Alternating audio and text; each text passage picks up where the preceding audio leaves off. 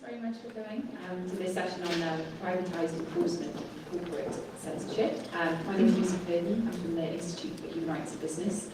We work on corporate responsibility to respect human rights, and I have a very esteemed panel here. To my left, we've got Gabrielle Willerman, Legal Officer at Article 19, Gillian York, Director of International Freedom of Expression at EFF, Anita Ramasastry, Professor of Law at the University of Washington Law School in Seattle, and Joe McNeil, Executive Director of EDRI, the European Digital Rights Initiative. So thank you very much for coming along today. So what we're basically going to be talking about here is kind of, following on from the successful defeat of so the SOPA bill in the US and ACTA in Europe, there seems to be this trend of companies being asked by governments and non-state actors to undertake these voluntary measures to combat a range of issues which originally kind of claimed to be combating piracy, but is now being justified under the banners of child protection and preventing terrorism. So this is what we're going to be discussing today. What are these voluntary actions, and why are they bad for business, bad for human rights, etc. How can we move forward with this? How can we move forward to some kind of framework and methodology to assess these voluntary measures? But of course there are legal measures that companies have to follow in terms of taking down content and protecting, respecting rights, but companies can also take these actions based on their terms and conditions in terms of service, which can be used to justify some of these voluntary measures that we're going to talk about. So the purpose of this session is to highlight some of these voluntary measures, but firstly, in order to assess what's voluntary, we need to know a bit about what isn't voluntary and what is enshrined in law, and this is different in different parts of the world. So I was wondering if our legal experts on the panel, Gabrielle and Anita, could maybe just briefly outline, what are the legal measures in terms of, notice and takedown. Well, I think if we were speaking about this, and Gillian too, that the context is different in Europe, the US, and the rest of the world. So in the US, in fact, I think we're still living with Section 230 of the Communications Decency Act, which provides, again, immunity and a safe harbor with respect to what other users are generating and posting. So it's not a requirement. In fact, it allows for this type of censorship and screening, because there is liability whether you do or you don't do something.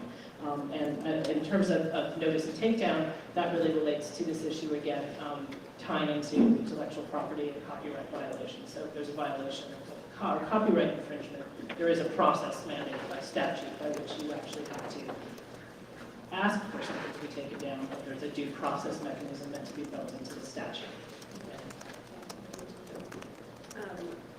So in Europe, the main framework is the e-commerce directive, and here I'm going to focus specifically on the host liability.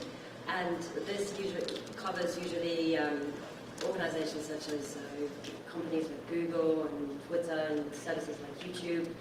And so here what we have is that the system is designed so there's an incentive for these intermediaries to take down content, because if they don't remove it promptly, they risk liability. So basically, the notice and takedown system is derived from a general provision that gives an incentive to intermediaries to remove content, because otherwise they would be found liable.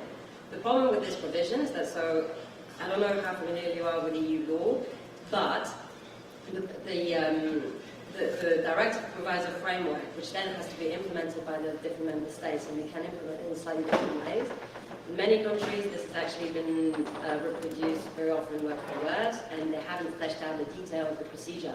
So very interestingly, in Europe, what you have is you have this broad provision, and in fact, it's much less detailed than the procedure under the DMCA in the US, which actually sets out a number of requirements in terms of the notice and takedown procedure, and that there are a number of specific requirements that you don't find in Europe, where the only main requirements that the intermediary needs to have actual knowledge that illegal content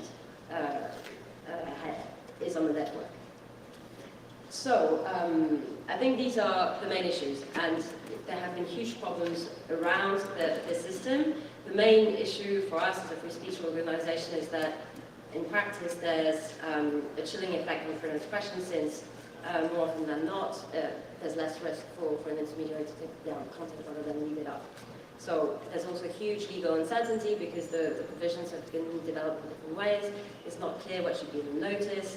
So that is also a big issue in Europe. Thanks, Gabrielle. And Joe, can you talk a little bit about, we know what the permissible restrictions under international human rights law. Oh my God. But can you talk a little bit about how these restrictions are being justified in other ways for some of these voluntary measures? Well, to start with, we had a background. We all rely on a background of human rights law, of constitutional law, that restrictions on fundamental rights must be predictable, must be based on a predictable law. And you have the First Amendment in the US. You have various international legal instruments, all of which specify this. And somewhere along the line, the internet means that we don't have to worry about that anymore.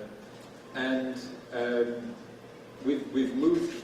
There's a significant shift in how our societies, how our democracies are regulated, and how our freedom of speech is regulated, without any discussion happening. And the speed and the depth of this change isn't understood very broadly. And I think the UN Office on Drugs and Crime published a report in December 2012, which I think is the example of just how lost we are in discussing this subject. Because in that report called on UN member states to enter into ad hoc agreements with with communications companies in other countries in order to gain access to communications data. And this would be in explicit breach of the UN's International Covenant on Civil and Political Rights. So you have the UN asking UN member states to breach UN law. It also describes a situation in the UK where ISPs can be asked by the police to remove content, and praised this approach as well, even though this would be in breach of Article 19 of the ICCPR. And they went on to explain that these already very weak measures are actually not implemented in the UK because internet providers don't bother asking for the detailed request from the ISPs. They simply take down the content on the basis of their terms of service, which the UN also finds to be a good thing. So we have moved from a law-based regulation of our freedom of communication to a completely ad hoc, private contract-based regulation of our freedom of communication. And somebody forgot to send us the invitation to the meeting where this was decided. And this is quite a major issue for our society that we need to catch up. Thank you. Thanks very much. So we've got kind of a good outline of what the framework is and what we're dealing with. We're going to get into some specific examples of what we're talking about. And we'll come back to this example of the UK and the ISPs a little bit later on. But I guess the most obvious example is blocking content or taking down content. And Gillian, you've worked on this for a really long time, and I know that you've followed this process, this evolution of this process. So I was wondering if you could tell us a bit about your experience from that. Sure. So exactly to Joe's point, what this means is that you have content that is essentially controlled by private companies for more than 1 billion people across the world. So if you think about Facebook, for example, Facebook has more than 1 billion users now, and yet their terms of service are not anywhere near in line with the First Amendment or Article 19. Their terms of service until recently prohibited things like breastfeeding photos, which are now allowed, thankfully, which prohibit things like certain types of violence, but not all types of violence. And let me give you an example of this. And then I'll rag on some other companies too, just to be fair. So one really good example from Facebook is terrorist content. So we all know the phrase, one man's terrorist is another man's freedom fighter. Now, in the US, the definition of a terrorist group is pretty specific. It includes approximately 19 organizations that are on a list of designated terrorist organizations. And as a US company, Facebook may or may not have certain obligations. Now, I'm going to give you that I am not a lawyer, but there are differing opinions in terms of legal analysis on this subject, so there's no definitive answer here. So basically what you have is an American company determining whether or not certain types of content can be hosted on their platform. And therefore, any definition of who constitutes a terrorist is made within those US confines. So when you think about who's a terrorist, I assume that there are folks in this room that are not from the United States. Now, there are organizations that the US deems terrorist organizations that in their home countries are legitimate political parties. However, because Facebook or Google or what have you is an American company, they might deem it fit or even completely reasonable to ban that group from using their services. Now, Twitter, until recently, actually took a pretty strong stand on that. There were calls for them to remove, I think it was actually Senator Joe Lieberman called for them to remove an account from the Somali terrorist group Al-Shabaab last year. And Twitter stood up against it and did not remove it. What was interesting about that was that there was plenty of evidence as to why they should not remove it. You had a Kenyan police chief quoted as saying, "This is our only means of communication with this organization." You had other groups saying, it's important for them to be able to communicate there because otherwise we lose contact entirely. And Twitter stood their ground up until very recently, last summer when there was the attack in the Westgate Mall in Nairobi, and suddenly that account went down. And then more and more of these terrorist groups started to lose their accounts on Twitter. Now, I'm not rooting for the terrorists, don't get me wrong, but a terrorist from, let's say, Hezbollah can be quoted in the New York Times, no problem. They're allowed to have that platform, but they're not allowed to have this platform. And so we have to think about what is Twitter, what is Facebook in terms of platform? Are they media platforms? Are they content hosts? Are they, mere communications devices? What are they? And so nobody's really asking those questions. And another really good example there is just a really prominent one, so that I can give another company a little elbow nudge, is the Innocence of Muslims video a couple years ago. You guys all remember that? That was a scenario where you had, first the video went down in just 2 countries. YouTube took it down in Egypt and Libya, blocked it in those specific places. But no Egyptians, no Libyans were consulted in that endeavor. I've talked to them, they weren't, not even the local offices. And in that case, it looked very much like YouTube was just trying to do the right thing. There's violence happening on the ground, let's block the content. Okay, I actually can see the thought process, even though I don't agree with it. But once you started digging into it and looking at the reports, find out that there was a State Department call. And so the State Department, at some point, pressured YouTube to take the video down entirely. YouTube conceded by taking it down only in the 2 places where there was potential violence against embassies. Now, I actually think in that case, YouTube may have done the best that they possibly could, but I'm going to argue that that's not good enough. I don't think that they should be making decisions over what constitutes hate speech, for example. They have the ability to be pretty much in line with the First Amendment, but they choose not to. Thanks, Tony. And that's like really good examples of where governments have exerted pressure on to take these voluntary measures. And hate speech is a really good example because it's so contentious and means something different in every country. But what about when the company faces pressure from non-state actors to take down content? I know Nita, there are some good examples of this as well. Yeah, and actually I was going to say, I'm working with Institute for Human Rights and Business on a project called Digital Dangers. And so we're looking at not only state actors, but non-state actors and users and others who are also attempting to influence companies.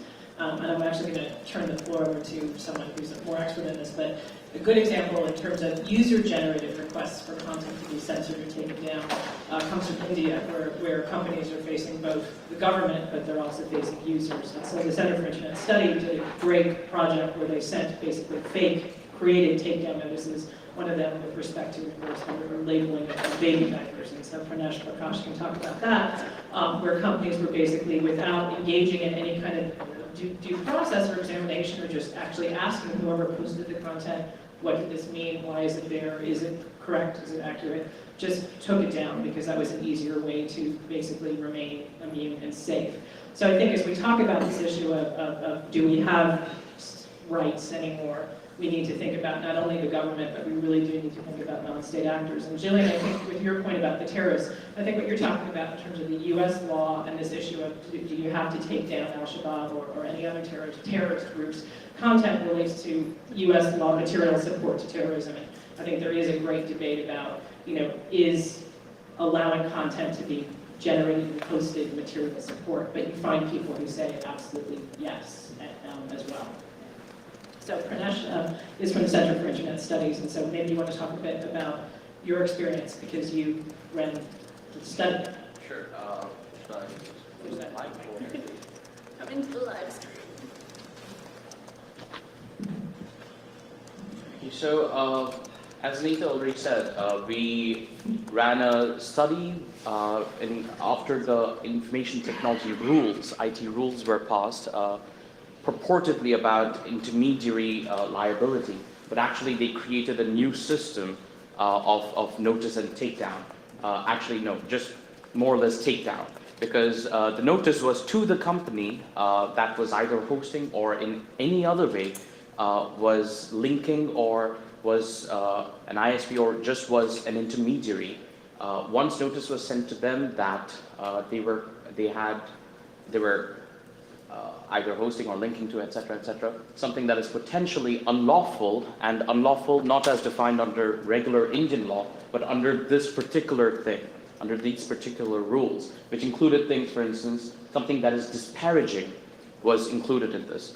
And why was it included in this? Because the terms of service for Yahoo and World of Warcraft, etc., went beyond regular law, didn't just include what is defamatory, but included stuff beyond that, including things that are disparaging, things relating to gambling, whether or not that is covered by Indian law. So even things that were not unlawful under Indian law were suddenly being made unlawful under this law because they were copied from terms of service of private corporations.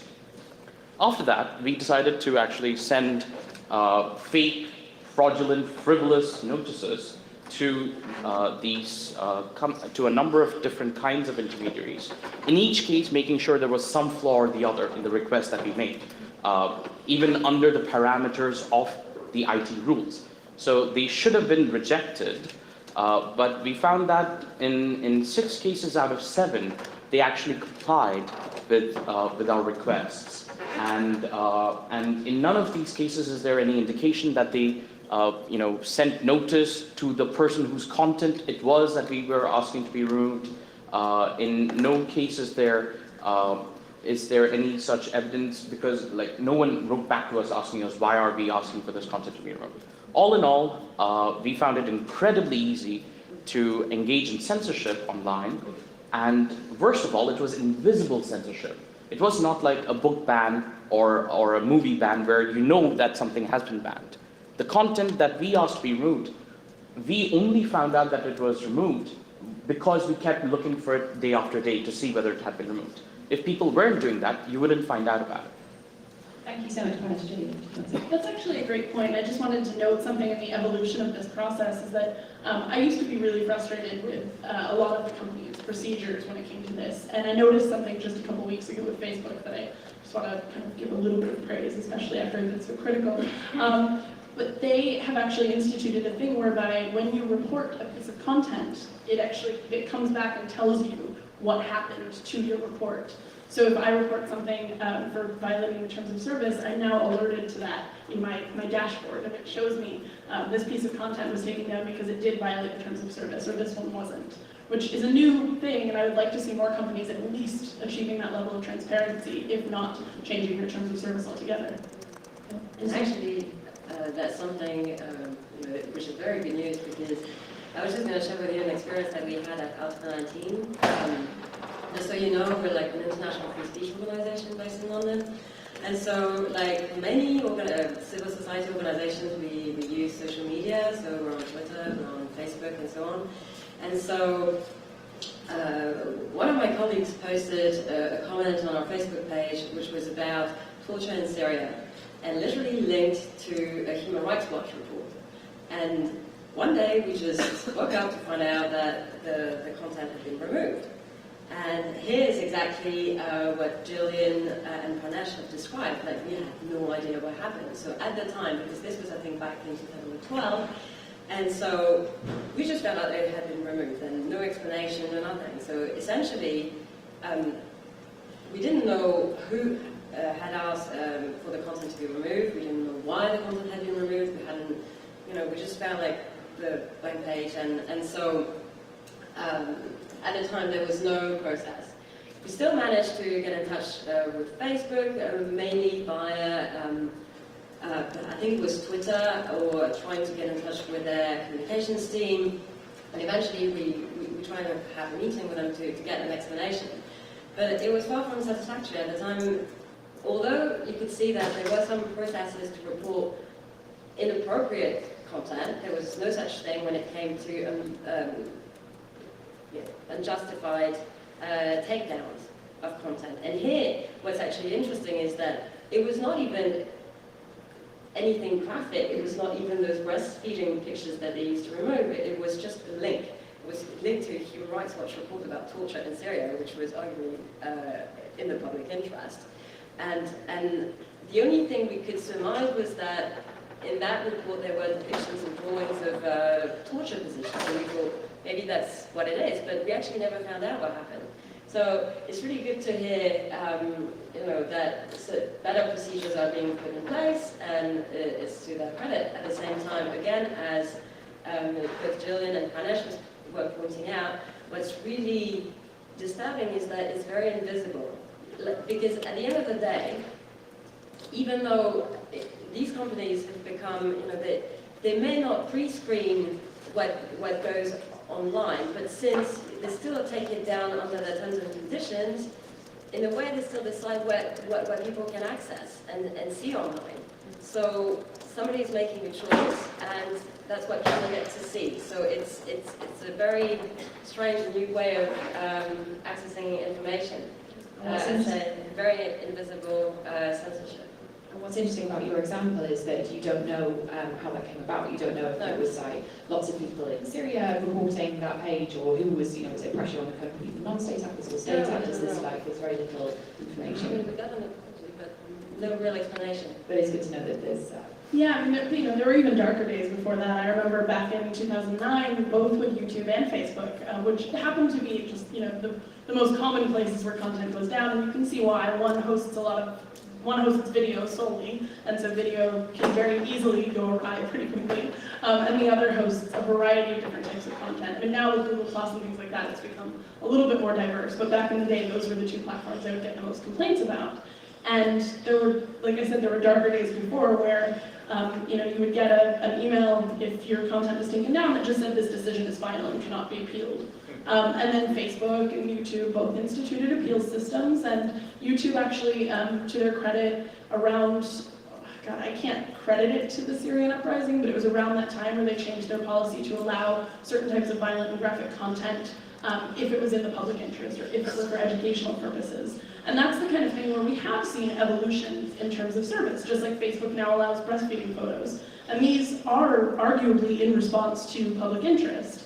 And so my argument to that would be that all of us need to be doing more to put pressure on these companies to allow more content.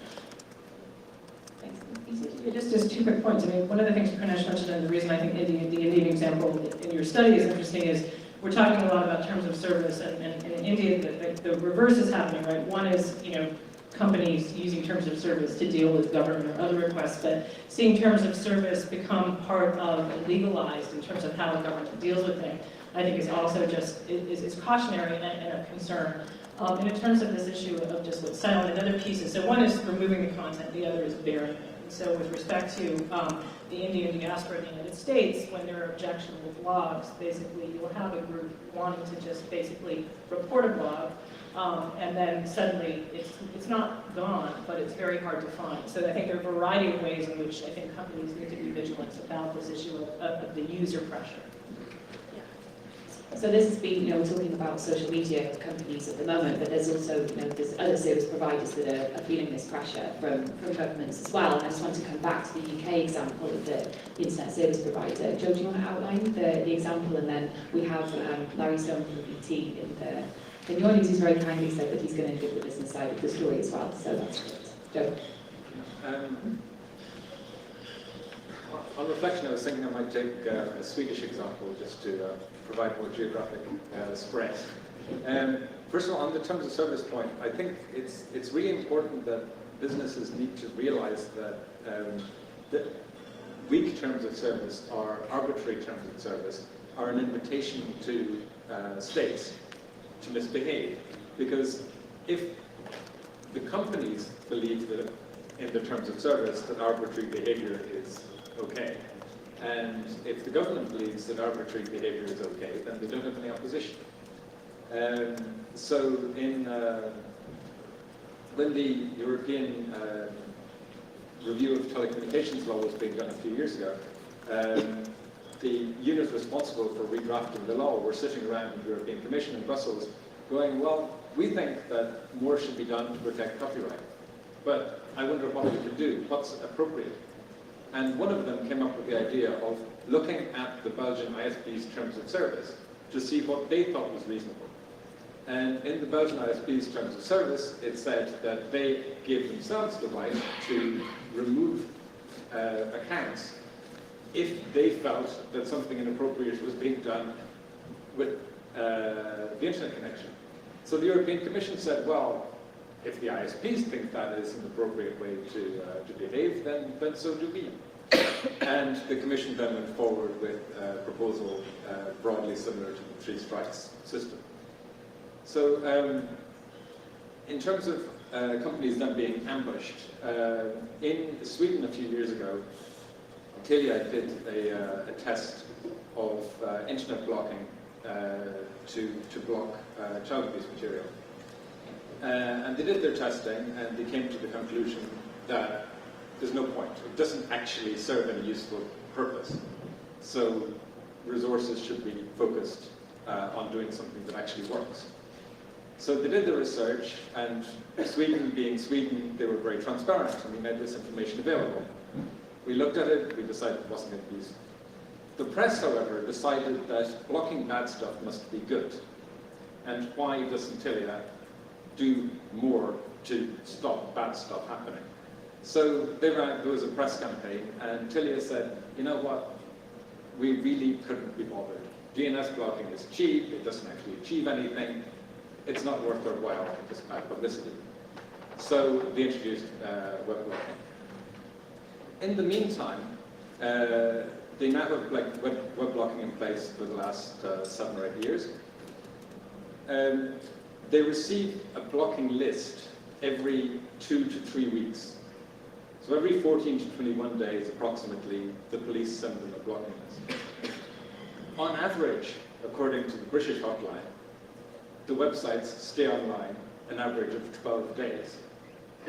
So that means, approximately on average, more than half of the websites that are being blocked at any given time by Telia don't exist. But who cares? There was no democratic process that would have weeded out the fact that it was pointless. There was no evidence base to suggest it was a good idea in the first place. The government is able to say, well, somebody's doing something. Isn't it great that somebody's doing something? Everybody loses. The victims lose, the ISP loses, society loses, everybody loses because there's no democratic process. And last year in the UK, last summer in the UK, the police force child protection unit was having its budget cut by £10 million. And the government felt exposed. What can we do, we wonder, to hide this? So they ran a press campaign saying, why doesn't Google do more? Do more than what? Nobody knows. More. And Google was in the press for negative reasons anyway, so what the hey? And they now have a keyword filtering system, which I don't expect Google to respond to this. Google knows this is pointless. The government knows this is pointless, and nobody cares. Democracy, as Churchill said, is the worst form of government apart from all of the others. But at least it filters out some of the more ridiculous measures that are done when it's politics, when it's public relations. And I can't even remember the question that I was asked before I started. Can I just ask one thing too? In the UK, is it not a non-governmental organization that determines some of this? Oh, don't get me started. Yeah. Talk about accountability. Yeah, another panel for that one. But another example from the UK as well, around the time that this was all happening, was that the ISPs were also being asked to filter pornography in general out of the internet connections. Now, this was another very big press campaign, and what was happening was that David Cameron was talking about pornography and child abuse images in the same conversation. So you immediately have this connection between something, completely illegal and something that, but I was wondering, I mean, this has been going on for a while now, this filtering that has been implemented. It's an opt-out process for your internet service in the UK, and it doesn't seem to be working. So I'm going to pick on Larry from BT, if you could maybe just give us the business side of the story. Yeah, please do, and thanks so much for it. It's always a pleasure to talk about pornography in a public context. So thank you very much indeed. No, I wanted to. I mean, we don't want to be. I'm sure no one does. The arbiter of taste and decency. Certainly, my taste is quite poor, so I shouldn't be involved in any of this. But there are two sorts of things that have happened which have been conflated, as you said. One thing is illegal child abuse imagery, which in itself is, there are grades. And I think there's grade 1 to 5 in Britain. I don't know how it's graded, but it's graded. And we run a site working with the police in terms of this sort of material. So we've worked for many years with a thing called the Internet Watch Foundation, which has a series of sites which, through a clean feed filtering system, I'll start again, no. We take down. So that sort of material. And we rely on a third party. Whether that's a democratic process is a question we can debate. The second sort of issue, which is the point you made, which is a political campaign, which is conflating things which no one wants, which is abuse of children, with grades of pornography. And the way it's developed through a thing called the Bailey Review in the UK is really a debate around who should have control, in particular what children watch. And our view is that this is really a matter for parents.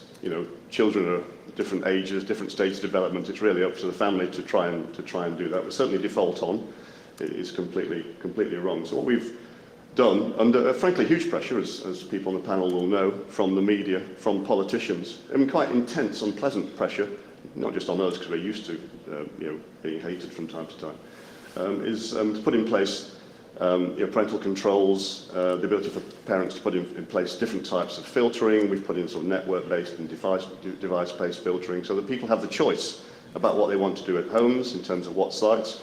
Then the question, of course, immediately comes in, when are you over-blocking? And so there's a constant refreshing process. We found the number of complaints are reducing, but do we want to be in that position constantly? But that's going to be a, frankly, constant debate. Is that opt-out? Just to clarify, is that opt-in or opt-out of that filter? It's opt-out. So parents have the choice. The choice is with the parents, the So families. we call up and say, please, can I have some porn? Oh, no. It's there. You decide what not to receive. But can you say a bit about these filters came in place, but it's starting to block, health, other content like Yeah, sure. There's inevitably, because these things are complex, there's inevitably an inadvertent overflow. And there's a week-on-week, a month-on-month debate about changing that. For example, lesbian and gay transgender line issues in the UK. So it's a constant battle. We don't particularly want to be in this position, but there's been a big public campaign about it. So yes, just to be clear, you have the over-blocking issue, which is, for example, pornography that catches, or something about sex education. And Precisely. Then you have the fact that actually there's been a sort of mission creep whereby you've had an increasing number of categories of content being added, and now being filtered. Yeah. And is there a legal basis for that? That's a very good question. I mean, you're the lawyers. Tell me. No, I think it's extremely difficult position because you're at the heart of a country and you're surrounded by an enormous amount of, and it's not just political pressure and media pressure. It's also lots and lots of NGOs which are not represented here requiring it. So this is a different sort of set of NGOs, if you see what I mean. That sort of reminds me of, for the company that I haven't picked on yet, sort of reminds me of a few years ago when Microsoft Bing launched, and they decided that they would block, only in certain jurisdictions would they block certain types of sexually explicit content, or rather, they would put on safe search by default, but it wasn't very transparent that they were doing so. And my favorite example of this, just to speak to what you were saying, is that in the Arab world, which they for some reason lumped together as the Arabian countries, I don't know who gave them that idea, they blocked a bunch of terms related to sex, including the word breast. But that resulted in blocking chicken breast and breast cancer. And when we asked them about this, they said, oh, but that's what the people of that region want. And I said, but you realize that only a handful of countries in that region actually censor the internet. And that's true. You've got probably at the time, 2010, 6 or 7 countries in the Arab world that did not censor the internet at all. That's changed, of course, in response to the events of 2011, but nonetheless, I mean, it's a Western company making decisions for what they think is best. Talk about paternalistic. Thank you so much, Larry, for taking the mic for that. So before we move on from blocking content, does anyone have any questions that they want to ask? Ganesh? Should I go to mine? Sorry, should I just ask if the gen?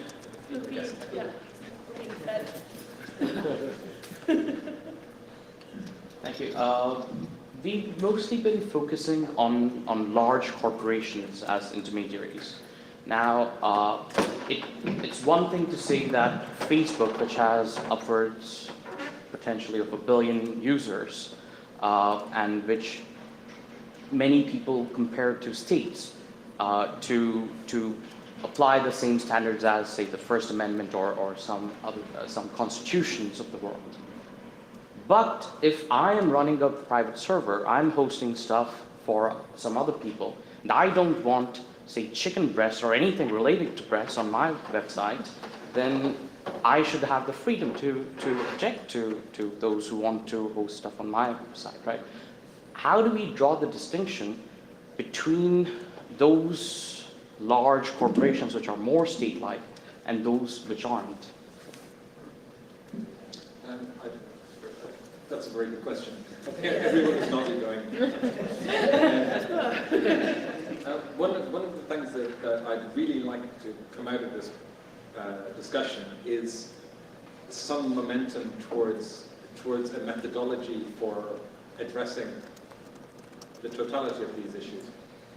On your particular point, you give an easy example which allows an easy response, thankfully, which is if you're a small ISP or hosting provider and you have a clear rule, a clear predictable rule, and you have 99 other hosting providers that are perfectly happy to host information about chicken breasts, then you go somewhere else and you host your site and you're safe and there's no issue. There are cat people, there are dog people, I imagine there are cat people providing hosting services that would hate to have dog pictures on their websites. It's not much of an issue because you go somewhere else. On the other hand, you look at some of the big companies' terms of service. One of them says, in relation to one particular type of content, that they reserve the right to remove apps from their store at any time, for any reason, or for no reason. What the hell does that even mean? And there you've got a problem because you don't know what the rules are. You know, the rule is the company can do whatever the hell it wants. And if you do a search for any reason or no reason in your favorite search engine, you will find tens of thousands of terms of service using those words. And that's where you get it. So is there competition? Is there clarity? Would be two questions that would fit into such a methodology. I think that point, the competition piece, which is, again, and maybe the duties change depending on whether there's competition in the market, but you can imagine starting to come up with a matrix or a chart looking at what service am I providing, what is the size of my market, is there competition, And then what kind of a platform am I advertising? Because I think that's the difference too. I mean, you can have 1 billion users who want to be a no chicken breast Facebook type. JDate is the perfect example. So that you know, even at that level of participation, we're still not going to always expect the same thing. So part of this is about, I think, also how your perception of what you are doing as well. But so some kind of continuum and matrix that takes these factors into account. Right, and to be fair, I don't think that we can say that Facebook or Google doesn't exist in that category at this point. I mean, in order to participate in the White House town hall online, you had to register for Facebook. In order to use Spotify, you have to have Facebook. So you're blocked out, and I mean, in order to participate in the political scene in Egypt at this point, you have to be on Facebook. Like, you're pretty much blocked out of certain parts of public life if you do not have a Facebook account. And Google, I mean, is an even bigger problem just because it has so many more services. So, you know, on the other hand, if JDate says, no, we are a dating site for Jewish people only, I'm like, that's cool. There's Muslim date, there's Christian date, there's eHarmony, there are all of these other options. But with Facebook, Google Plus, I'm sorry, but it's not really an alternative. Like, what are my alternatives? They don't exist. Thanks. Are there any more questions about content blocking before we move on from that? Okay, thanks. So we're gonna move away from blocking content, if that's right, and move on to other voluntary measures that we're coming across. And one of them is blocking payments to sites as well, which is something that Anita was going to start off giving us some examples on. Yeah, well, I think again, it's just the issue of payments providers are just important and complementary intermediaries, and so they have worked actively with governments in the criminal context to deal with issues like child pornography and gambling. And so with the WikiLeaks example, you see the same payments providers moving in and again cutting off the payment gateway, which is essential for businesses to be able to operate. So it has the effect of censorship, because if you can't function, right, then you can't operate and publish. So I think there's just a concern there, because the same kind of discretion exists in the world of payments providers. One, they work very actively with governments and very often may find themselves subject to kind of government suasion in turning off payment networks when perhaps they shouldn't. That's one piece. That's kind of the WikiLeaks example. The second piece is that, just as we've been talking about terms of service, the payment network's rules are proprietary and private. Like, we couldn't sit in here today and I couldn't hand out copies of the Visa and MasterCard network because it's a trade secret. It's not that secret, but the discretion that's allowed within that to shut down a merchant account and to stop money going. I mean, a separate issue that's going on right now is we're looking at Bitcoin and other types of payments providers. Why are they popular? Well, perhaps because people want to buy drugs, but also because they provide an alternative conduit that isn't going to create those same kind of pressures for people who want to operate and publish. And this is an interesting evolution of how this happens, because blocking payments is incredibly successful in taking in the impacts that it wants. And I kind of remember when Visa discovered in the late 90s or early 2000s that their products were being used to buy child abuse images online, and they said absolutely this is not going to happen. And they were so successful with blocking all the payments that it's now you can't pay for it. It's now a trade. So it took it away from a monetary transaction to something else, which is even more difficult to stop. So even though they were very successful, it kind of now moved into another domain, and it's kind of like we need to think about the consequences of those actions as well. But now we've seen the examples of WikiLeaks going on. This blocking payments is an incredibly successful way of taking people offline. I don't know if the panel have any other comments on that. I think, going back to my Swedish points, I think that it's completely forgotten in a political context, or maybe nobody cares, but private companies can actually only do so much. And they're not criminal police, they can't put people in prison. And whatever action is taken is going to have a response of some description. And these things need to be thought through. I mean, either you care about the infringement that's happening or you don't. And the Visa example that you gave is one. And there's another one which I kind of wouldn't believe if I hadn't been there. There was a discussion in the European Commission a few years ago on notice and takedown. And they were dealing with terrorism, child abuse, and something else I can't remember. And on the issue of child abuse images, the representative of the European Commission said, well, the problem we have is that in some European Union member states, the police don't really do anything when they get reports of child abuse material being hosted in their country. So the solution we've come up with is that we get the hotlines that receive the reports of the illegal material to enter into an agreement with the police that if the police don't act within a certain number of days, the hotline can contact the internet provider directly and get the content removed. And I put up my hand and said, I think I misheard. Are you telling me that the European Commission, faced with EU member states, receiving information about serious crimes and not acting, your solution is to institutionalize the act of doing nothing by agreeing that if they do nothing for a few days, the ISP will take care of the evidence of the inaction? And the response, and I quote, was, yes, but it's getting better. Again, we need to think about these things. We need a methodology, we need a structure. It's not, I was going to say, it's not just laws, it's not just our democratic structures that are disintegrating with this approach.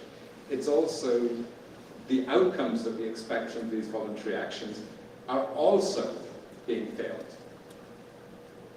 And it's not just payment systems, because one of these big companies executives once told me like, where it really hurts is when it comes to adverts. So if somehow an advertiser is unhappy that their ads are associated with a certain kind of content, that's obviously hitting the bottom line of all the big hosting companies, such as Google, Facebook, and so on. So that's also a matter of concern, because also, as is well known, like for example, the free speech standards of the advertising companies are very different from the ones that you have under more general standards, such as the one under the CCPR. Briefly, if I can advertise, Edry just published a document, a booklet on human rights and privatized law enforcement, which is on edry.org/papers. And one of the things we looked at, one of the things that was tremendously depressing, was looking at SOPA Section 104, which created a liability exemption for service providers, payment network providers, internet advertising services, advertisers, internet search engines, domain name registries, and domain name registrars, taking ad hoc, voluntary, lawless, vigilante measures against foreign services if there was reasonable belief of theft of US property, law not being mentioned. When we were researching the booklet, we discovered that every single one of those industries now has an agreement of some sort with either the IPR industry or, more often, the White House to do what was foreseen in SOPA. Does anybody know what Congress is for anymore? I mean, if you have a democratic process, if the democratic process doesn't accept this approach, and if the companies say, what the hey, we'll do it anyway, what's the point? So you're basically saying with the defeat of SOPA and the US news factor in the EU, that there's this kind of thing still going on anyway, but in a roundabout way, you know, the companies are asked to be doing this voluntarily. Well, there are specific agreements. There's a payment provider agreement with the White House. There's a advertising network agreement with the White House. And they're all in place. So yeah, it's SOPA 104 with more risks for the companies than would otherwise have been the case, has been enacted as planned. Has the same thing happened with Europe as well? This is where it gets a bit peculiar. There is an IPR enforcement directive, which is due to be probably renewed after the upcoming elections. And I know some of the big US companies have been lobbying for some time for a follow-the-money approach, which would follow approximately the same strategy. Yeah, question. Should I go to the microphone? So the IRS in the U.S. has a bounty system where if you report a company or an individual, you can get up to 30%. And the concern is, as big data grows and you talk about following the money in payments, that there would be an incentive for companies to come along and start gathering data for the purposes of collecting these bounties. In the U.S., the tax regime here has a global source rule, so it follows U.S. citizens across the world. And I know the UK was considering this at one point as well.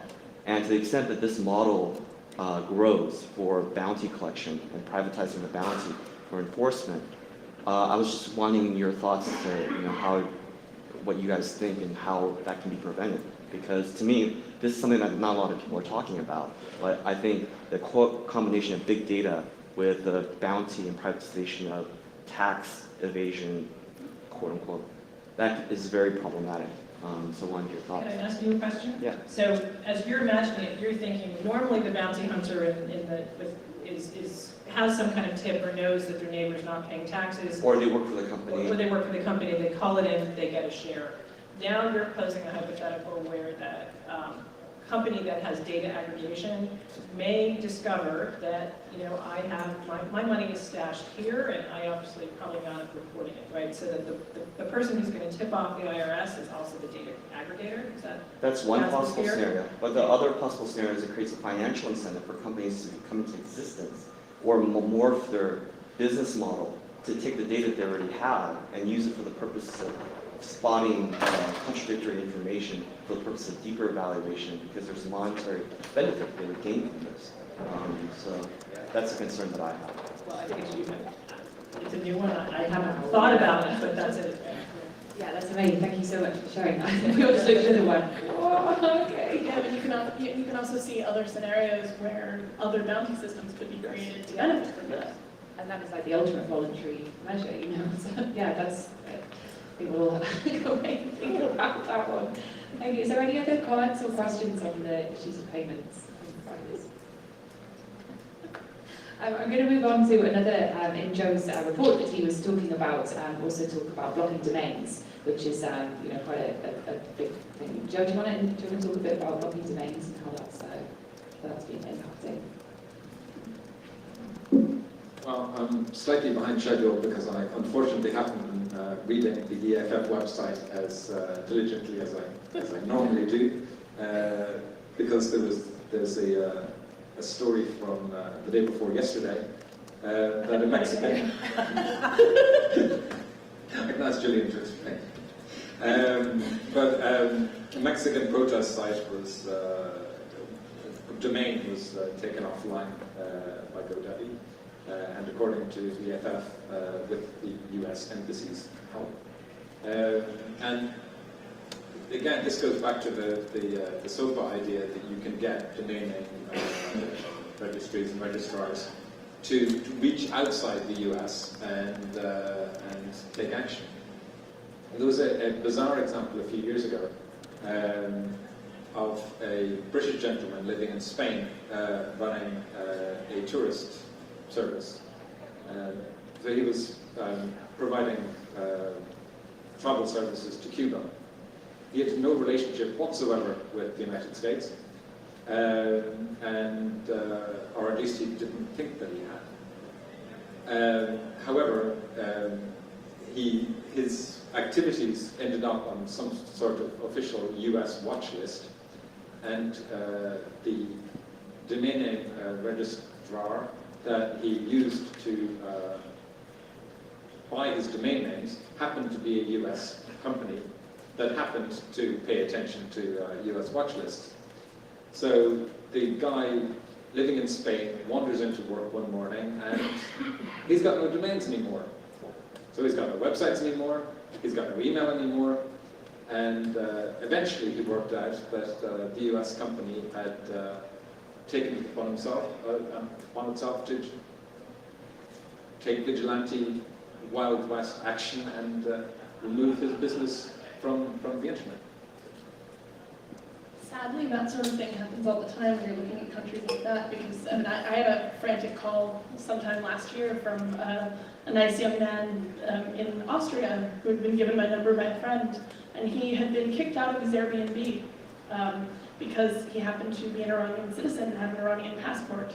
You know, he'd been living in the EU for quite some time and also had residency there, but whatever he had used, when he verified his Airbnb account, he had used his Iranian document.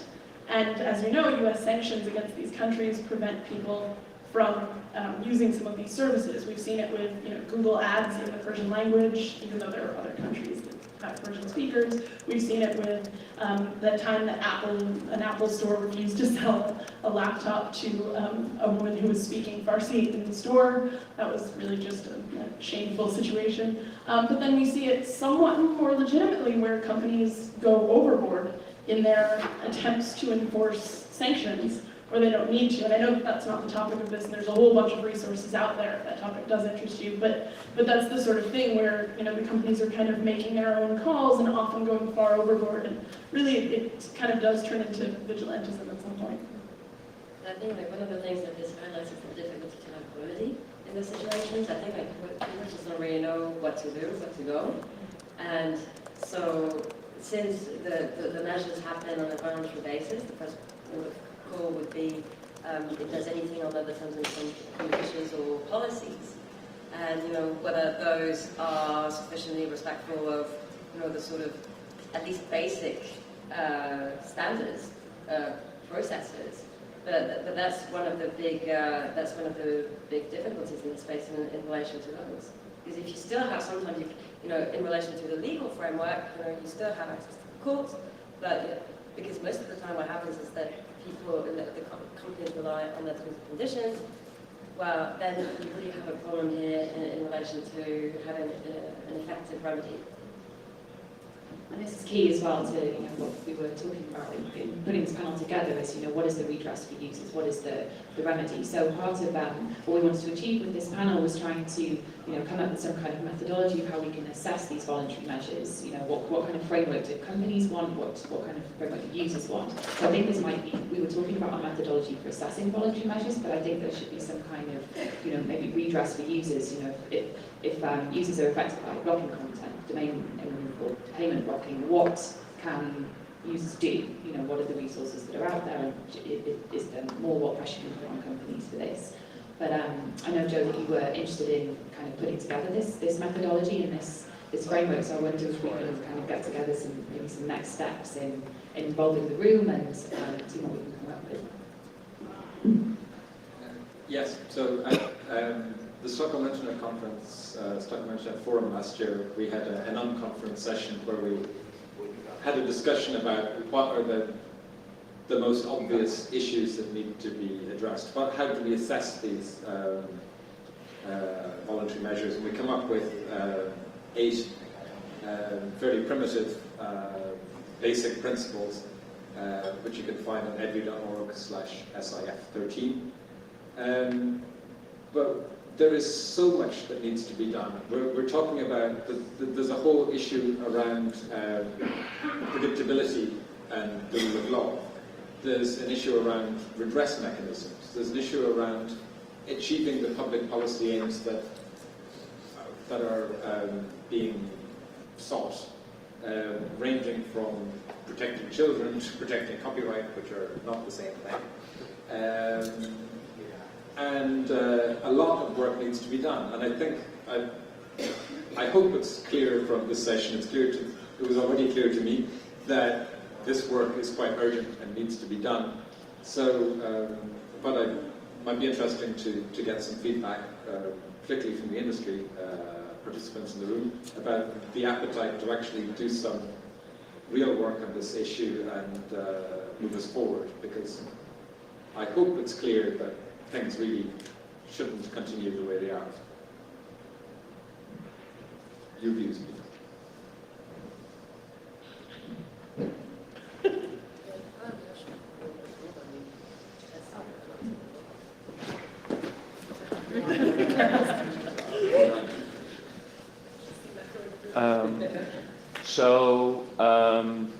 I'm with with Greenhost, and we're a hosting provider, not a very big one, but in a way we are an intermediary to a lot of stuff. And we receive a lot of takedown requests, usually from individuals, and then we don't take stuff down. But to talk to the overarching problem, I think, to me it is clear that if you are a company who's making business actually by getting discussions and debates from the public space into your private space to make money out of that, which is a model that a lot of these Silicon Valley companies use, and also companies elsewhere. I think what you bring in there is also that you actually should also bring the human rights as you usually are able to invoke them against states, should also be brought inside that discussion. So we should say to Facebook, well, if you feel that, or if you are taking discussions from the street or the public internet to your private space, and are doing that in such a way that people cannot choose to be on Facebook or somewhere else and have conversations between them, then you should also take the responsibility for keeping to human rights standards, because you are basically, you are the jury, the judge, and the executioner of your own platform. And if you're doing that, and doing that to such an extent that you are the only one left where all the discussions are hosted, then you should take that responsibility. So for me, either voluntarily or involuntarily, we should find a way in which human rights can be invoked, not only to, can directly be invoked, not only to states, but also to companies that work in this way. I think it's a very good point, and actually I was just going to add that I mean, clearly there are standards, human rights standards that are applicable to companies that they must respect. Well, it's not binding in the same way as national legislation, but certainly the principles on human rights in business, and actually Lucy speak to that a lot better than me. But these standards need to be respected, and among those, an important aspect is also due process and having, some standards and procedures so that when you get a request for takedown, it can be processed according to clear standards. But at the same time, I would also like to add that it's a bit of a double-edged sword, because human rights, it's not just about freedom of expression, it's also about privacy, and it's also and essentially rights conflict. So there's a conflict of rights, and so it may not go the way that you or I would like.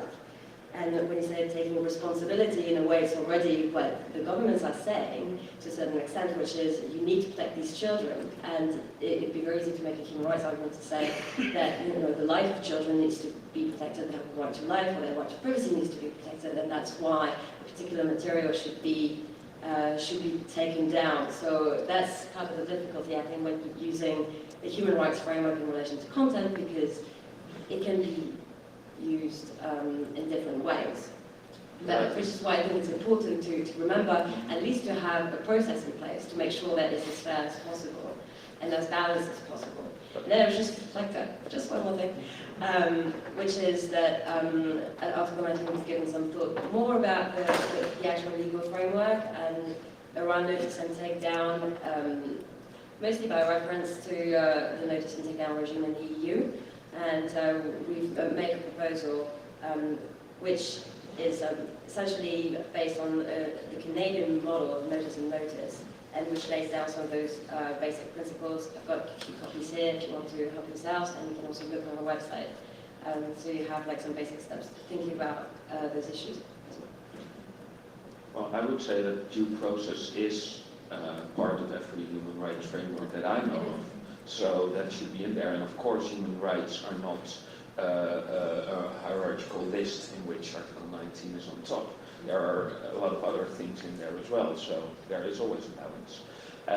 As to notice and takedown, I think a big problem with it, and I think, well, I'm from the Netherlands, and the notice and takedown procedure in the Netherlands was one of the examples used for the European idea of having such a thing in place. And I think the problem there we see in how companies are executing this is there is not really due process in that there is a legal threat from one side and not from the other side, because the relation with the customer is only formed by the TOS, through the TOS. So if we want to do something now and not wait for legislation, what we should do is try to have like a well-formed, juridically sound or legally sound framework for TOSs that companies could implement, which would walk the human rights back into terms of services. So that would be the short-term solution. The long-term solution would be, because there will still be a lot of rogue companies that will not be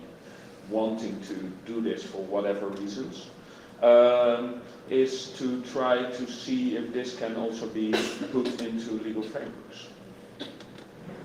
And so being a contracts lawyer myself, I always think that we need to start with the terms of service and then move out into the statutory framework. So I agree. And I think the challenge is going to be beyond thinking about hosts and intermediaries generally. If we talk about payments, domains, and others, I think we're actually even further behind in thinking about those terms of service and human rights, because at least we're thinking about privacy and some human rights in the terms of service with Facebook and others. But so that's going to be an even greater challenge, and I think it's got to be part of is looking at all intermediaries as part of this ecosystem.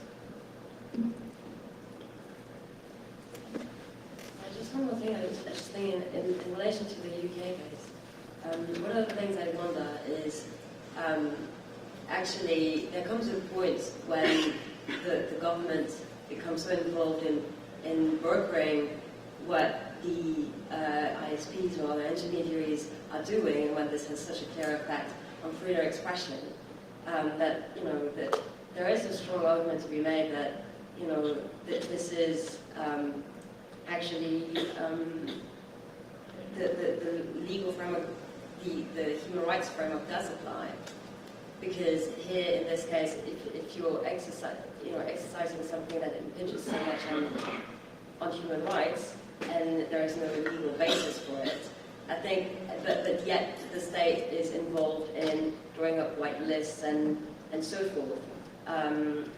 Yes, there's a question here, I think, or perhaps an argument to be made that this could be taken further using the usual channels and challenging it in court, possibly. And what about this standardising in terms of service? Is this something that, would that be a first step towards this methodology that we're kind of trying to think out of the ground? I think that would be a very good start. And as I said, I think it should slowly become clear, particularly with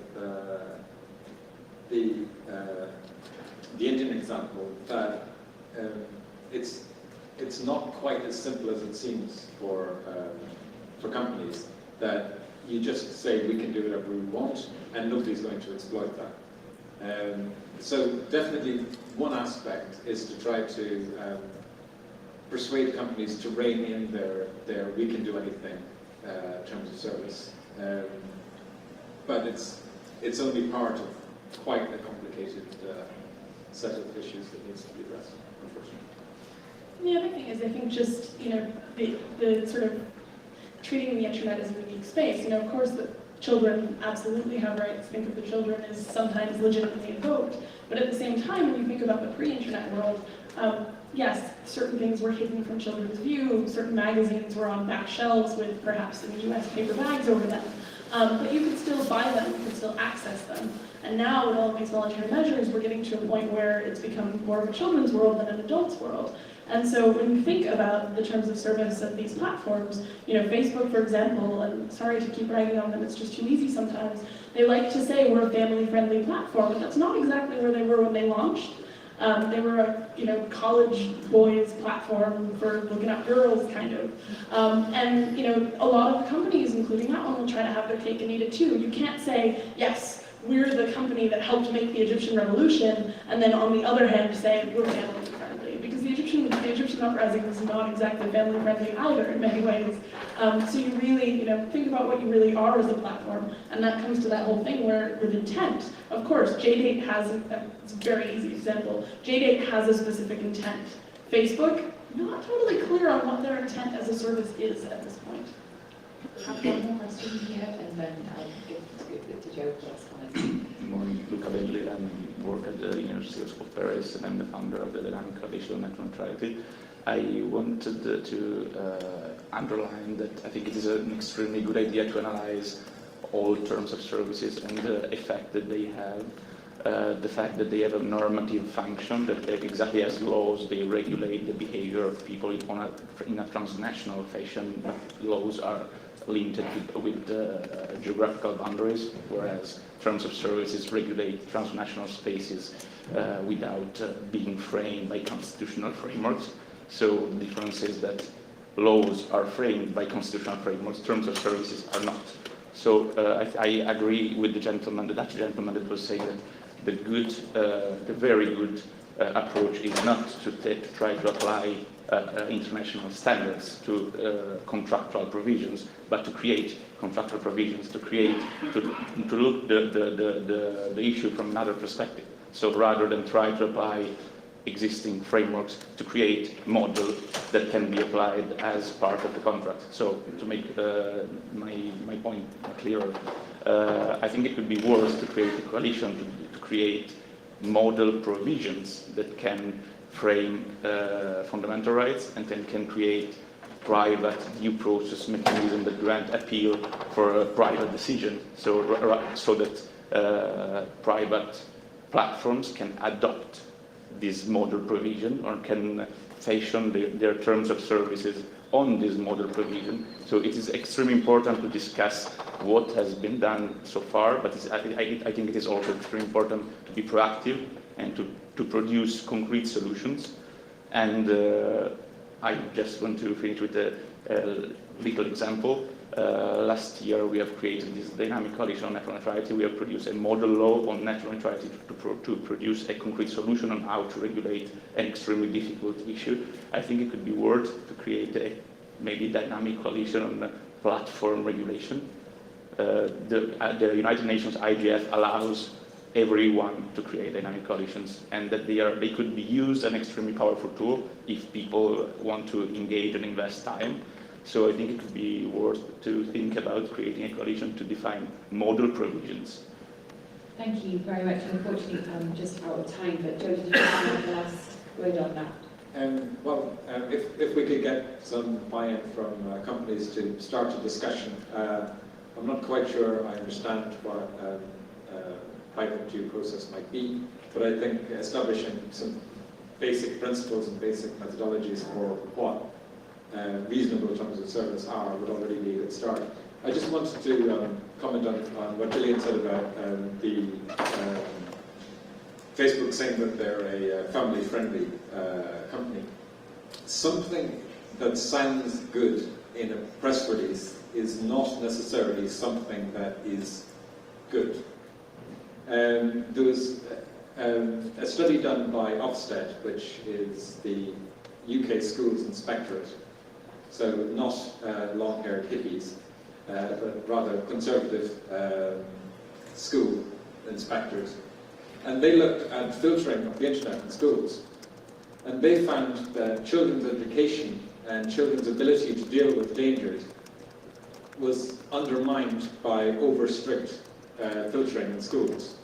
And that it was important to allow children to experience the real world and to learn about risk. In a self-regulatory, so-called self-regulatory environment, no company would ever put out a press release saying, we're going to let children experience risk because it's good for them. It wouldn't happen. But it is actually what is best for them.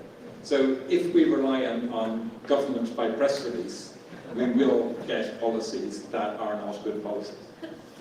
Thanks, Joe. I think that's a really good point to finish on. So I just want to thank the panel, Gabrielle, Gillian, Anita and Joe, and thanks for everyone who made interventions from the floor. That was really great. Thank you.